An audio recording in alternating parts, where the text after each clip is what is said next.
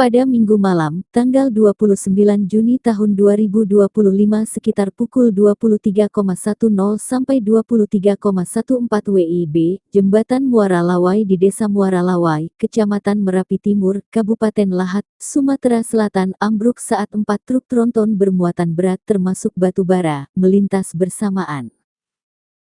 Akibatnya, keempat truk terjebak dan sebagian nyaris jatuh ke bawah jembatan. Jembatan tersebut adalah jalur utama penghubung Kabupaten Lahat dan Muara Enim, sehingga ambrukannya menyebabkan lumpuhnya fungsi jembatan lama. Sebuah jembatan baru sebagai jalur alternatif yang berdekatan sedang digunakan sementara. Polres Lahat sudah mengatur lalu lintas, kendaraan kecil didahulukan dan truk berat diminta menunggu. Penyebab awal dugaan termasuk kelebihan muatan, karena keempat truk bertonase berat melintas bersamaan, melebihi kapasitas jembatan. Setelah kejadian, larangan melintas untuk kendaraan berat diberlakukan dan polisi menghimbau agar penundaan perjalanan melalui jalur tersebut hingga kondisi aman.